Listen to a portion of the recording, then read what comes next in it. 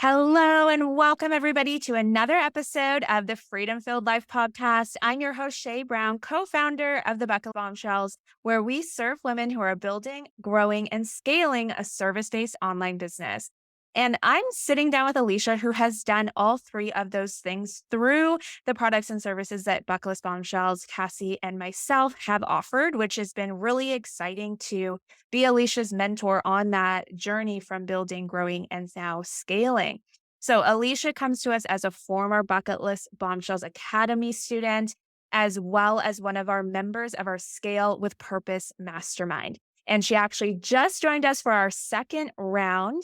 So I'm really excited. And if you want to join, applications are still open for our September cohort. So if you're interested in applying and learning more, head on over to bucketlessbombshells.com/mastermind. Now, Alisha recently hired her first team member, launched a recurring content membership for her clients, and is getting booked out like crazy, which is why I wanted to bring her onto the podcast so that she could really share with us what this journey looked like for her, how she accomplished these things, and to also help us better understand tips and tricks for transforming our website to better attract high-paying clientele. Alisha works with luxury brands, so we're really going to touch on that in today's episode. So without further ado, let's dive into it. And Alisha, welcome to the podcast. Hello, hello. Thank you for having me. It feels truly full circle being on your podcast right now. I love that. I feel like I hear that from so many of our guests who are former students. I love a good full circle moment. One of our guests that we had on recently had actually found us from listening to us on a podcast episode. And so it really was a full circle moment. Oh, wow. It is. Yeah, definitely. I can relate. I love that. So before we dive into your full story, can you just share with us and our audience about the business that you own and the services that you offer? Absolutely. So I own a boutique brand and website design business called Esco Creative Design. We specialize in creating captivating branding and website designs that help our clients stand out in their industry and really just attract a higher paying clientele for them specifically. Mm. So you're working with luxury brands who are also working with high ticket offers and clientele. Yes. I So love that. so my focus is really to help them attract a higher paying clientele. Yeah. And by doing that, of course, you have to kind of be that and build that trust with them too. Yeah, I love that sort of inception and that meta. I Yeah. love it. So let's rewind a little bit. I know our audience members love to know how people got started. Kind of what were you doing before you started your business and what led you into creating your first business? Yes. So I kind of going back in the day, I always assumed that one day I would start my own business, but finding the business that I'm in was not even a thought. Definitely finding this passion was accidental. It was really divine alignment when I look back now. But I actually worked in the luxury beauty industry for over 10 years. I led a team of makeup artists for about 5 of those 10 years during that span. And my job there was to stay on brand, so stay true to the brand and attract our ideal clients and create beauty and art just more on clients' faces versus like their business. So it kind of transitioned into this, but how it transitioned into this was that I wanted a career change. I'd always dreamed of being remote and I wanted it to allow me time for location freedom that I craved so that I can kind of travel the world and do my own thing and pick and choose where or what I wanted to do. But the first thing I did was actually dove into the commerce world. So I Yeah. started my own online business. I started a Shopify site. And after I did that, I quickly realized that what I like to do is start brands. Like I like to build the art, build the design. I like to create that foundational strategy. Like that's definitely what set me on fire. So what I found myself doing, I just kept creating new businesses. I became a serial entrepreneur and just kept doing it. And really fast forward to now, fast forward to when I found you and Cassie in the Bucket List Bombshell. You guys introduced me to this entire world that now is my full-time life and absolute dream. Oh my gosh, I love that so much. So you started in Shopify in a bunch of different areas. And then you went full time or transitioned into just doing branding now, correct? That's what you have. I do brand and website design. So I still Okay. do website design and I still do Shopify. Shopify was my first love, but Yeah, I also create website designs in Squarespace. That is now I my love second that. love, Uh, which I love just as much. Amazing. I love that. And I'm curious, how has your business evolved and grown over time? I know I've got to witness the past 6 months of really tremendous growth within your business. So I am curious how you see your business has evolved and grown. Oh my gosh, I am truly so grateful every single day with what my business has evolved into. In the beginning, I had the privilege to work with a couple of smaller influencers, and that was just me organically reaching out. And it really helped put me kind of a referral system in the works. And this year has been the largest growth year that I've ever had. Every year it kind of scales up and up and up, but this year it's just been amazing. And I really do I put all of that on a mastermind. Having that support from you and Cassie has just helped me really funnel and grow my business, coming up with all of these new adventures that help me scale. I'm a pure generator in human design. So I don't know if you're familiar with that or anyone Yeah. listening, but what I'm really good at being robotic and going, and being a creative. I love going in the creative field, the creative side of things. But Mm, having that strategy and those fundamentals put in place to grow a team, to start a mhm. membership, to do all of these things that help me in the long run has just been an absolute game changer. And even just this month alone, focusing on that, I have signed some of my largest product projects to date, which again just leveled up my business even more. I love that. I love that you're a generator. I didn't know that. I'm a projector, which makes me a Oh, great leader and guide. I So can I see love that. that. You're amazing. Oh my gosh, thank you. But yeah, generators are so fun, some of my favorite people. But yeah, sometimes you just need a little bit of guidance on how to harness that energy. And I love working with you because as soon as I see that click for you, like an idea or something, you go and do it. So you're an implementer. Whereas I'm not so much of a quick start. Really, like I have to percolate on something for a long time and really like lean into it and make sure I get caught up in perfection and I just see you generating, just going out, doing the thing, and then kind of working through the kinks as it comes up. And I love seeing that. I love seeing that. So I think that that has contributed so much to your growth. Little Um, worker bee over here. so getting into today's topic, I know that you're going to share with our audience how they can transform their website to attract high-paying clients, which is really what you're doing for your clients. But before we get into that, I'd love for you to talk about your target audience. So my question to you is that I know that you work with luxury clients, and I'm curious if you can share more with our audience how you've gone about finding and landing luxury clients for your website design business. Absolutely. So, really, in short, like my passion is helping clients recognize their worth. And luxury to me isn't always those like bougie brands. It is true high quality, high status experience that really gives someone that trust and that comfort. And that's what I think that's just the portion of my business that's my favorite is just really nurturing my clients. But my clients come to me with a goal of building a brand that turns them into attracting their higher price point clients. So Mhm. really, going to the beginning in order to attract those clients who trust me with the knowledge of doing that, I Mhm. really have to look the part. And that's what I always Mhm. suggest other client or, anyone, even my clients. So this means before I can even begin attracting those clients, I really need to refine my brand that speaks best to them. So Mhm. it's like all about those tiny details and the experience that I offer and what we really cover is like true psychology. It's so Mm. much fun. It just lights Yeah. me on fire. I love it.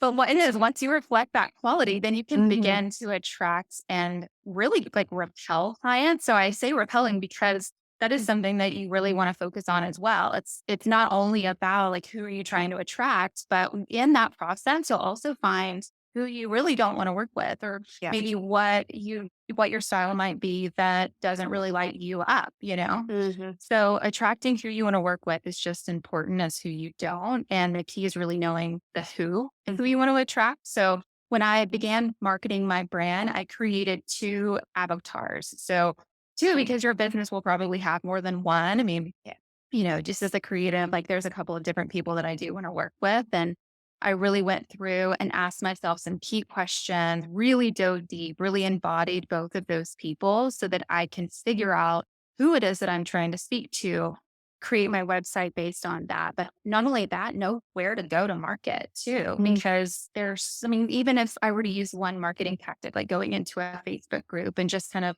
offering value and, mingling and chatting and getting to know people, where there's so many. I mean, there's probably millions at this point. So where are those people? Where are my avatars hanging out? And those Yeah. questions will really help kind of dive into who it is that I'm trying to speak to.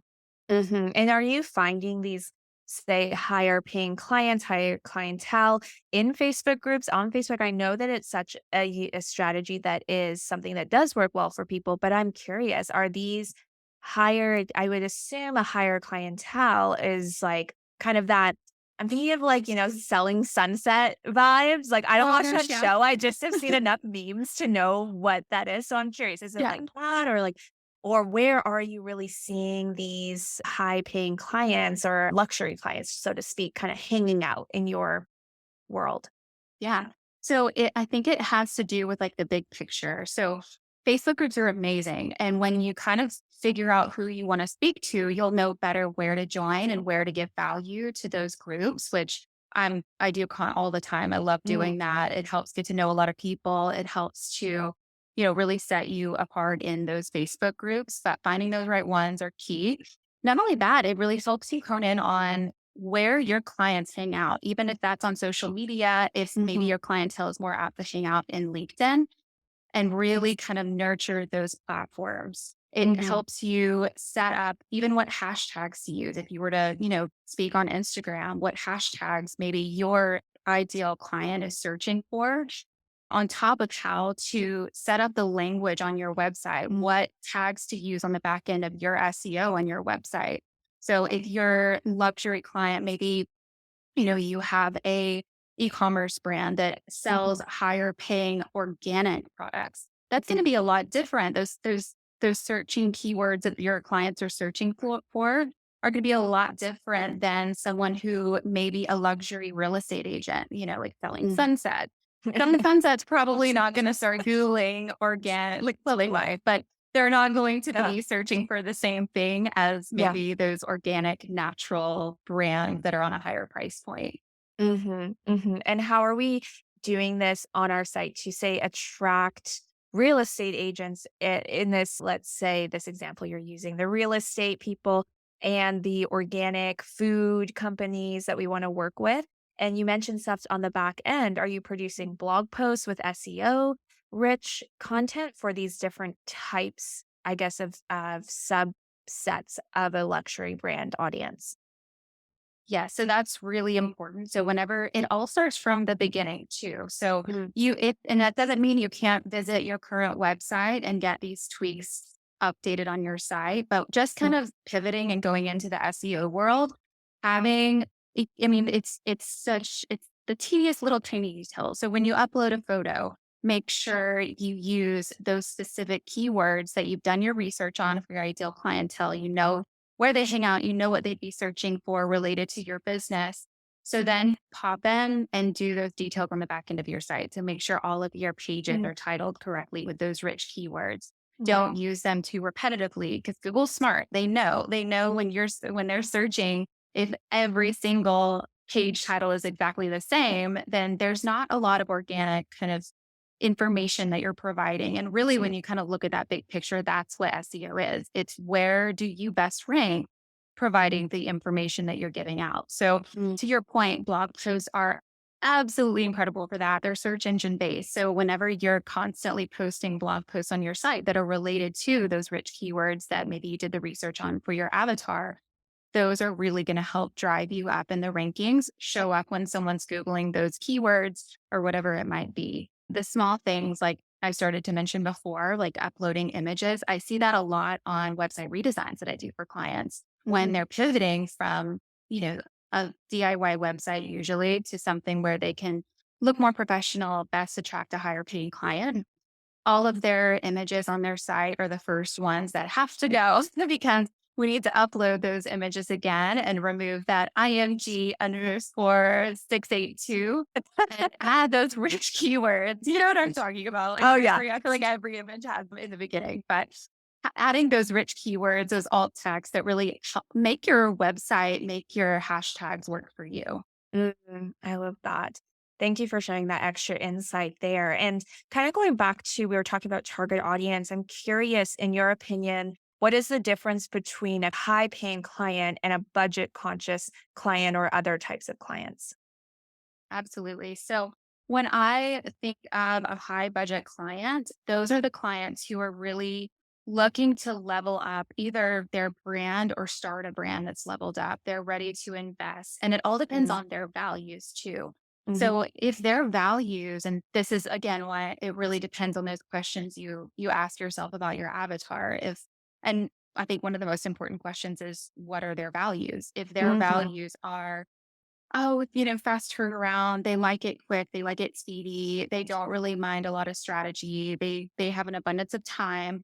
That might be Mhm. something that goes into maybe a template based business, something not so custom. Their experience they're looking for may not be something on the luxury end, whereas someone on the luxury end really, really values strategy. They may not have a lot of time to give, but they're ready to invest in something that's custom so that they Yeah. really get the investment back on their value.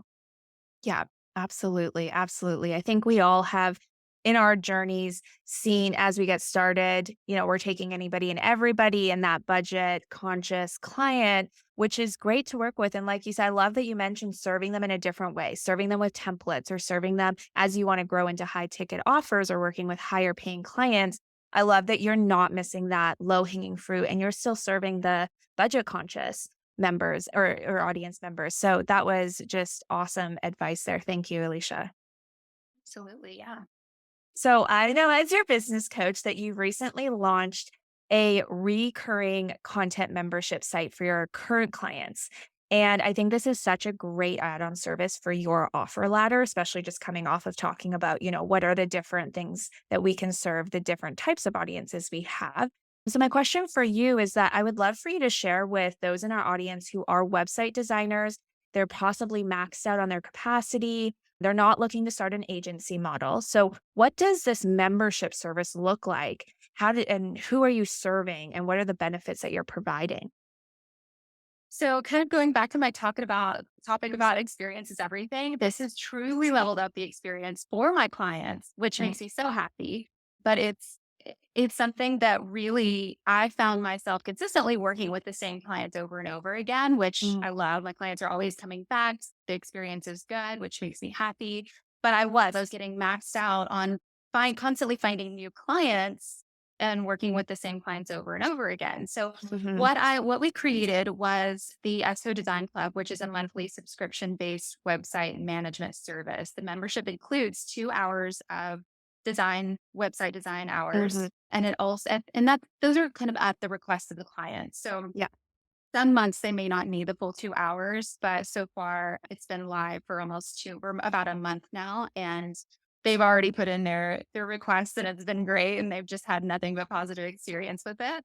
They also get a Canva graphic bundle that releases Mm, every month. So clients have access to a design bundle that I've created for them, with them in mind at least. mhm, But they can easily edit it for their brand. So it mhm. feels like we're constantly working together and it's still high touch, but at a certain level of hours that allow me time, but Yeah. still it accumulates. These clients are coming in, they're signing up for my membership. We constantly get to work together. Their experience is still high and positive, but it's leaving me not having to think about a certain amount of income every month because that's Mhm. guaranteed every month, which is it's just been amazing.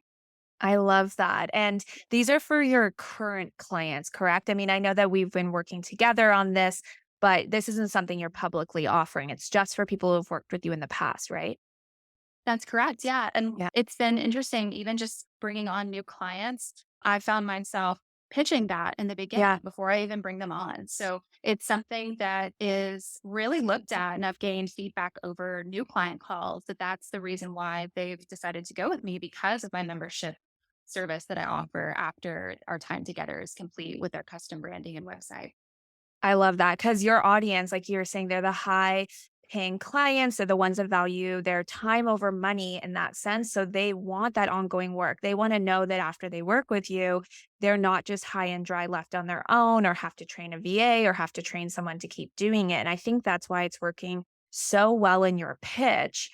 Even now in the beginning, because it's really they're saying, wow, she's gonna A, design me this brand refresh that I want, or this new brand, this new business. And then B, she's got my back for ongoing work at a really great, just recurring price. Like it's no brainer for them. It's a no brainer for you on your end. And I just love that. And I think it's actually going to really allow that scalability within your business so that you can free up your time. Because eventually you can hire a junior designer to take over a lot of the aspects you're even doing in there and still provide that high level service because we're going to hire you a great team member for that at some point.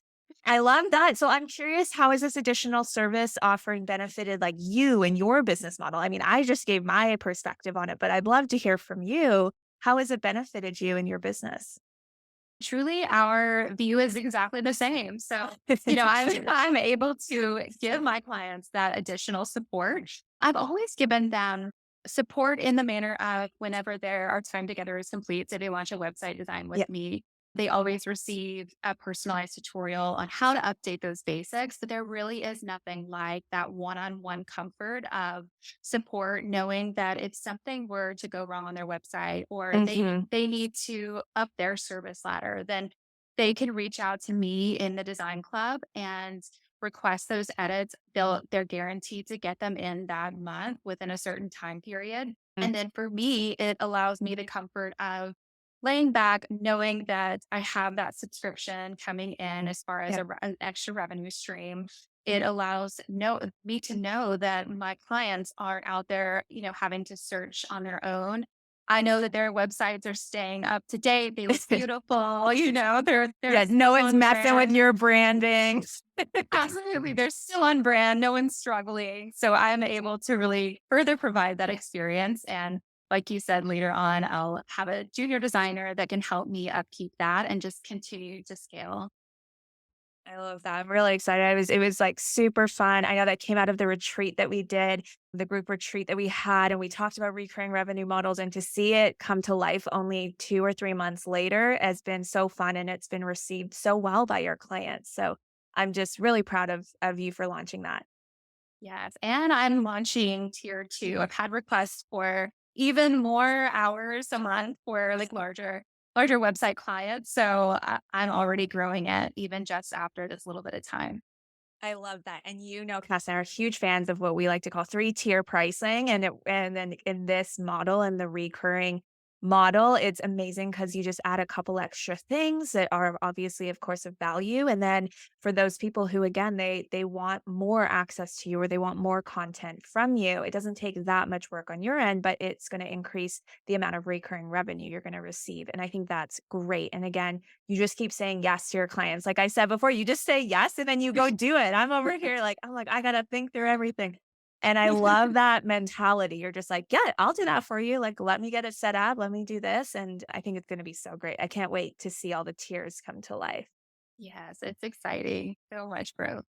Amazing. So let's get into one of the main items of discussion that I wanted to kind of pick your brain on today. So I know that you're very experienced at attracting like that high paying type of client we've been talking about. And I was hoping that you could share with our audience today your 5 strategies for transforming a website to really cater to this higher paying clientele. I know that you have 5, but if you want to go into more, I would love that too. So just share with us like what are your go-to strategies for website design? Absolutely. So truly the first thing, well, I do, there's top 5 things that I do look at whenever I either A, am taking on a new client or redesigning a client's website. Honestly, your SEO can be on point, but if you're not keeping visitors who trust you on your website that Mhm. reflect their worth, that they trust that you're able to reflect their worth, then all of that marketing really just turns into a whole lot of nothing. Mm. So, like mentioned before, it is all about those small details. Having your website look DIY will only attract visitors who maybe think that they can afford that. And that's all. Mhm. So, the number one thing I look at first, and I can always tell if a site hasn't been professionally done or maybe it's not at its best, is starting with the spacing. And I feel like this isn't talked about enough. Interesting. I know. Yeah. I feel like it's not talked about enough, but I think a large one that really gets overlooked is spacing on a website. Mm. So if you take a look at your current site, is the spacing above and below sections even? So I see that a lot where there's a Mm. nice, beautiful section that you could tell they put a lot of hard work into, but the top spacing is completely different from the bottom and it just psychologically looks off. You may not notice Mm. it. Psychologically, your brain is noticing it, I promise. So is, the spacing around your images, is that even? Is the title and the body font, is the space above and below that even? Is the space above your buttons and call to actions even? So, having a well balanced website is really, really psychologically pivoting when it comes to looking professional and looking the part. It's Mm. kind of like it really is a difference. You think of different stores, and I know they're not websites, but I think of the way I feel whenever I go into I love them. Don't get me wrong. I love like Marshalls and TJ Maxx. I'm in Texas, so that's what we have here. I don't know if they have those in Canada, but I don't know, but Cass took me to a TJ Maxx for the first time, I think, like, last year or something, and I was, like, mind blown at the deals I oh, got on brand yeah. new stuff. Yeah, it's amazing. I go there when I want a deal. I do. And sometimes I know I find some of the best stuff. And I do love them. But as far as experience goes, you have Oh, to yeah. really think of a luxury. Yeah, Yeah, you have to think exactly. It was chaotic, but it's chaotic. Yeah. And some are worse than others. But when you think of experience, like what kind of experience are you giving your client? Like, are you giving them crowded racks? Are you giving them shoulder to shoulder shoppers? Can they breathe when they come into your store, your home? Versus kind of the feeling that you get when you walk into like Anita Bing or Isabel Marant, where everything's clean. It's feels a little bit kind of that mid luxury level where it's things you trust that they can give their expert advice. You trust that the outfit, maybe in my world, my style, the outfit that I'm looking for, they're probably going to have, and I don't have to crowd and like search those racks. So it really is kind of just thinking of, yes, it's beautiful, but how does it feel emotionally? How does it feel, psychologically? So long story short, spacing, I feel like, is something that really can make or break the overall professional look of your site. And I feel like it gets looked over a lot. My second tip is imagery. So I'm such an advocate for getting professional photos taken. Truly, it took me a while to get a professional photo shoot done just for my brand. But even if you have DIY photos, make sure that those photos are high quality. They look really crisp, really clear. I think something that a lot of times gets overlooked is the consistency in the photo editing. So even if you're pulling stock images into your site, that's okay. Maybe group them from a certain photographer or a certain collection so that your overall site is in line with your brand, but they all look the same. They all look mm, consistent. That's the number two thing that I see a lot of mistakes being made when it comes to either A, not having professional photos done, or B, choosing all different types and mm, flavors of stock imagery. A photographer is trained and has the experience in those little details to really help you level up your brand and reflect what type of investment that you're trying to portray. And I feel like if you don't invest in that, invest in yourself, then it really shows the part on someone who is about to spend a certain price point with you that maybe you didn't invest in yourself. Where they invest in you, make sure you invest in yourself. So mm. professional photos, I feel like really help to level your brand up. Yeah, I Um, have to agree with that from when we were just starting to teach inside of our courses and when we would start to see some of our first handful of students really creating websites, we ended up having to include a whole lesson on basically getting good photos. and making and the importance of it, and also looking at the camera versus I see constantly just photos of people looking away or looking and there's no connection or like from behind them or something or them working or they're just their hands. And like you said, stock photos are fine or those kind of shots are fine. But one of the biggest things I notice is like if you want to connect with someone, like look at the camera and connect with those people across the screen anyways, because it's you're not in a store. So I Yeah, think, yeah, that's great, but c please continue.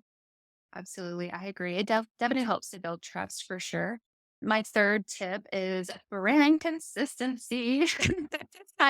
This should be number one, but truly, it's such a big one. They're all big, but this one's definitely one of my most talked about is brand consistency. And when I say brand, a brand really has to do with a lot of small parts, but focusing Mhm. on your fonts and color palette and if you have logos, your logos. So are you using those consistently throughout all of your platforms the same? Are Mhm. your fonts the same? Or is your color palette consistent? I feel like that is the number one struggle when it comes to clients that come to me for branding. They struggle with whenever they're even just posting something on Instagram or they're playing around in Canva, trying to create something for themselves. Mm. They use so many different fonts. They're never the same. They're never the same. The colors are kind of sporadic. So when you take a step back and look at the overall picture of whatever platform it might be, whether it be their social media account or their website, it can tend to look very messy. And it looks, again, like you didn't invest in yourself. So building that trust for a higher paying client to invest in you can sometimes kind of deter them. Yeah, so true, so interesting. Yeah. That's a big one for me. Coming from a brand designer, that's a big one. And I first thing I always notice with businesses. And another thing I feel like I'm always shockingly surprised about Mhm. is the mobile optimization of a lot of the websites for even Really? like higher paying like luxury clients. Wow. Absolutely. So I um assumed it was like everybody designed for mobile was I think 3 or 4 years ago, that was the number one thing. It was designed for mobile, designed for mobile. So it's really surprising that you're oh, still yeah, seeing people not designed for mobile. all the time. I'm always like, how's your site hanging out on mobile? So a quick way to lose trust truly is having a business that their mobile site is not functioning properly. And I'm truly always surprised at how common it is. Recently I wanted to book a float tank experience. It was my first time. I'd never done that before. Crazy day. And was like, you know what? I'm gonna pop over to this luxury spa they're wanting to go to near me and I tried to book on their website. Their place is beautiful. Their branding is gorgeous. You can tell they invested a little bit here and there, but a lot of it was Mhm. DIY. But the overall experience and their price point was higher, which I wanted to invest in that for myself. So I was okay Yeah. with it. But I had the hardest time booking on their mobile site. I could Wow. not like some of the buttons were overlapping the text. Some of their calendar. I couldn't click on the dates to book. So it was very not user friendly. So I feel like one of the top five, but one of the most important is definitely making sure to check out your website on mobile.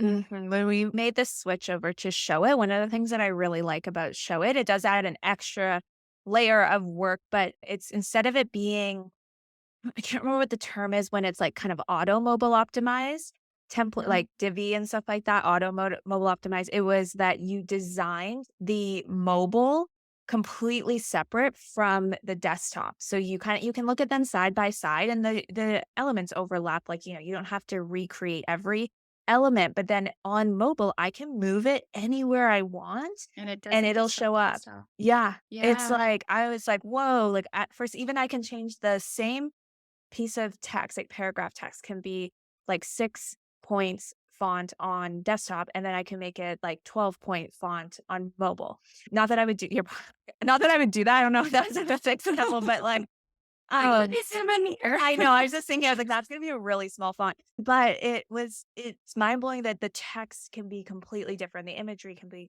completely different. Colors That's can be beautiful. different. Yes. And it takes a lot of extra work, I will say, to, whether it's me or a team member doing it, we have to, when we design a page, you technically are basically designing a full desktop page and a full mobile page.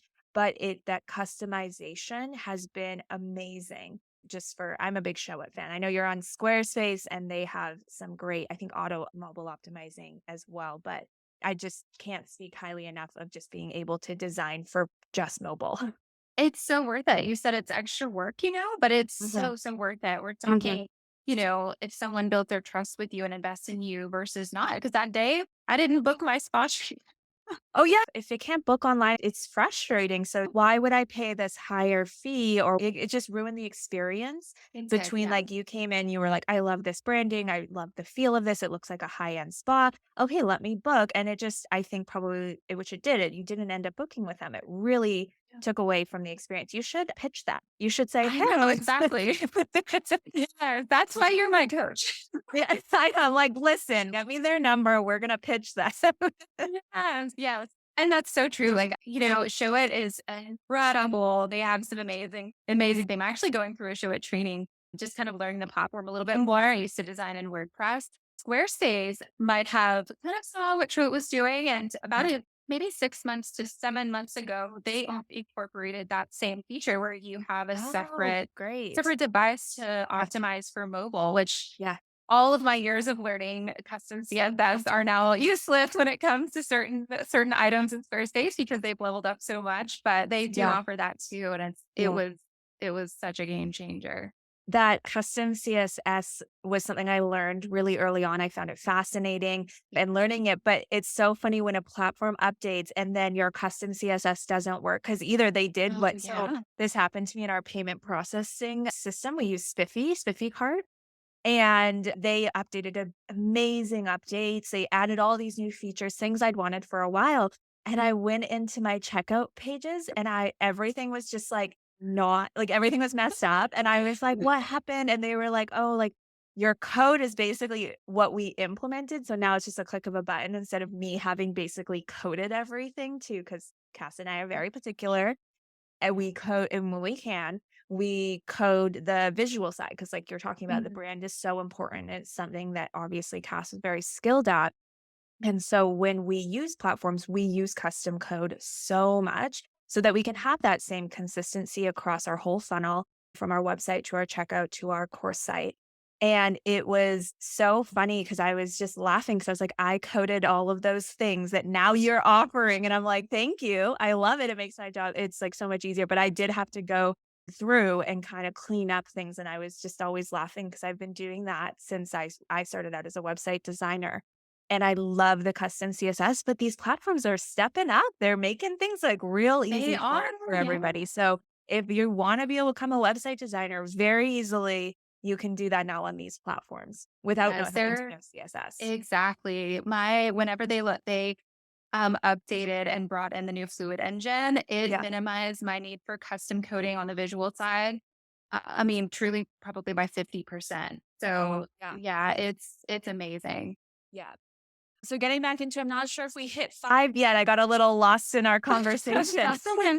I do have one more. So Okay, great. a lot of times, especially for service-based businesses, when I land on their sites or whenever I have clients come in, the one thing that I do have to get so much clarity on is kind of their next step experience, like what their process is. How do you book with them? How do you work with them? And, it can get really fun with the kind of like copy and the language that you get creative with.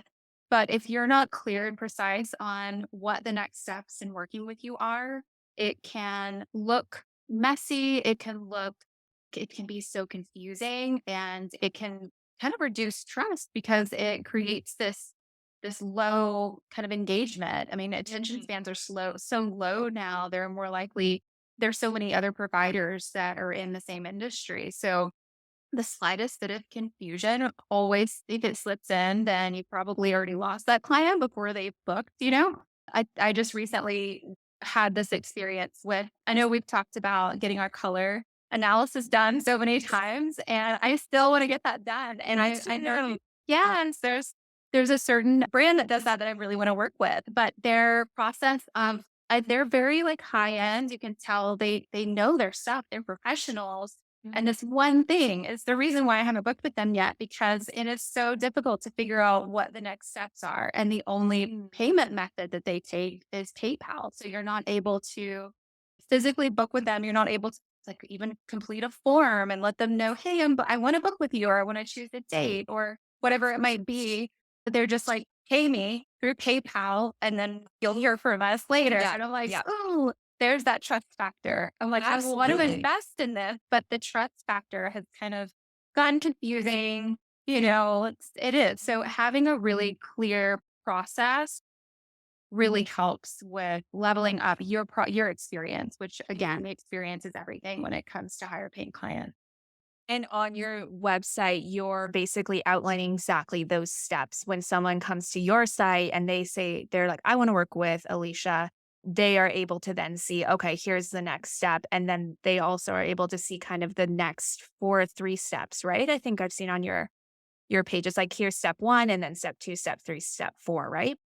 Right. Yeah. So even that way is beautiful because it really lays it out. And, Hmm. a lot of clients, they get nervous about having too much copy on their site or, Hmm. whatever it might be. But truly, if that's what it takes for clarity, I think clarity is the number one Yeah. process that I you need to love a go good with. step. Yeah, I Oh, love yeah. seeing like, yes, tell me the next step. Like you're saying, okay, if I don't want to pay, I want to know, can I apply? Can I speak to someone? But then I also kind of want to know what are the next 3 steps. And so as a website designer, I would always say, you fill out the questionnaire, we book a consultation call. Once you sign the contract, I get your copy.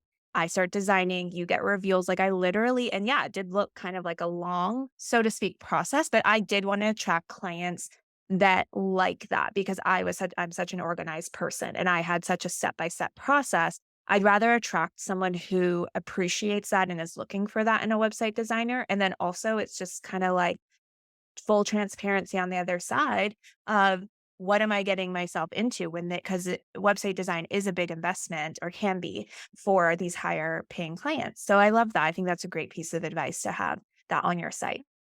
And your avatar, your values, if I were to like make that questionnaire for you, would Mm. probably be organization and transparency. Yeah. There you So go. I would set my website and my copy down to reflect that. Yes, because the last time I worked with a website designer, which was a while ago, and she had exactly like that. It was like set up with like, here's what you do, here's because it was kind of like a website in a weekend, and we were doing just a smaller project. And now everything that on our site is fully designed by Cass. But we were working on a project with her. And what I liked was because I just started to see this sort of website in a weekend, which I think is an absolutely awesome offer to Oh, offer. gosh. Like I know we've talked about that. I know there's other women in our mastermind in the website design space, and I'm like, yes, VIP days, like trust me. Yeah, Uh, yeah. I'm and so doing that now and I love it. exactly, yeah. So I saw it and it was all laid out because it was such a quick turnaround time. I was like kind of nervous. I was like, okay, like what does this look like? And there was a whole section on the site that basically just explained what a website in a weekend is and what the expectations are and the turnaround times and kind of the flows and processes.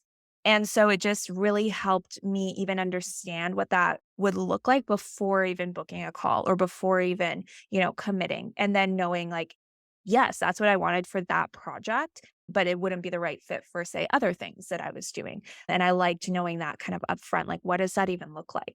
Yeah. Anyways, that was kind of off on a tangent there.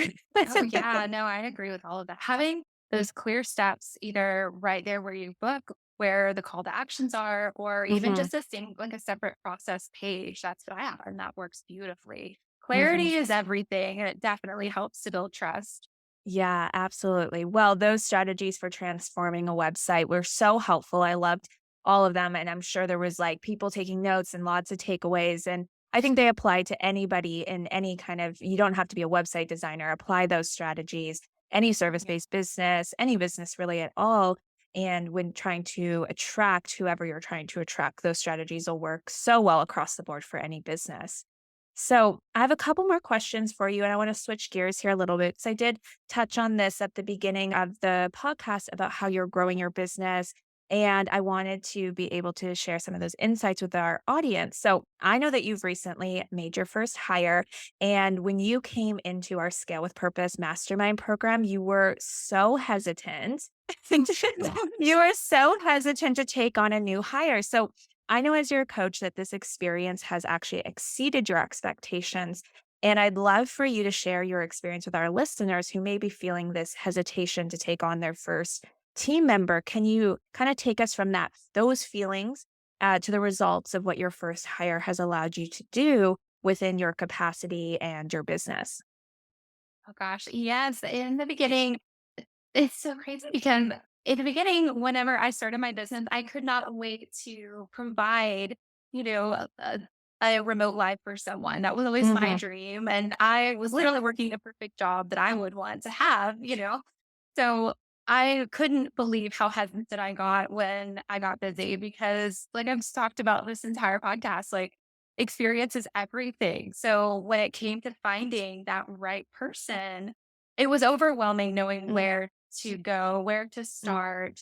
So even just I was nervous about keeping my experience like high quality for my Yeah. clients and all of the obvious what ifs of incorporating someone else to help me manage that. And you and Cassie helped me release that fear like pretty immediately. And then I dove into the hiring pool and fast forward to today, I now have my first team member, Amanda. She's my assistant, and she has truly been such a lifesaver.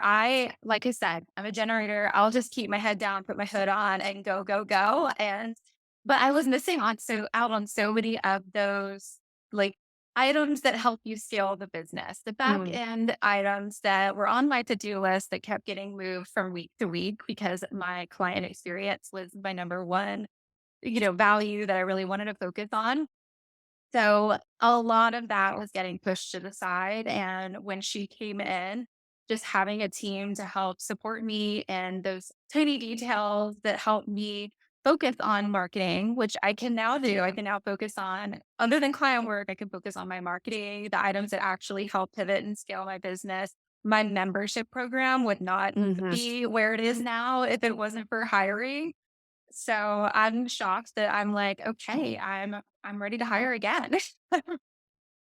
I know I was laughing on one of our calls when you came in, your hot seat was like, "Okay, I think I'm ready to bring on another hire." And I think that then you had this other vision for your team. And I was just laughing because I remember, and it was the thing that we really pushed you to do in the beginning, because it was such to me, it was such the obvious next step to allow you this capacity. You had an amazing and still have an amazing customer experience because, like you said, that's what you focused on. And I think when we get to that stage of being unclear on when to hire, it's really when you are working pretty much in the one area of your business that is your expertise, your bread and butter, the thing that, whether that's the deliverables or the client experience or anything in between that. Like there's another member in our mastermind, and she's much more focused on her operations. She has a little agency, and her operations are so clean, so precise, and work and function so well, like a well-oiled machine, that maybe, then she could focus on, we, guided her and are helping her focus more on the PR, focus on marketing, focus on better lead generation. And so it's wherever we end up, I think, as entrepreneurs, our businesses become successful because we end up being really good at something in our business. And then we realize we get a little nervous, to shake that off. Like, is there going to be someone who can do it the same as me or as good as me or care about the business as much as I do? Because I had this fear around hiring. And it always blows my mind how we can go out, and as long as our hiring process is, really strong and really solid, which is something that, Cass and I helped you with there. And because we just absolutely love our hiring system. I'm so blessed with that, with the team members that I get. But then to see them be bought into my business, my mission, our vision, and then excel in their area of expertise, skills that I don't have, or ways of thinking, perspectives, personalities, generators versus projectors, different Colbys. And that really, I remember that kind of moment when we were growing really fast, hiring a lot, and it was just so amazing to see these people bought in just as much as I was, and then giving them, like what you said, you wanted to give someone the same freedom and fulfillment in their career that you have.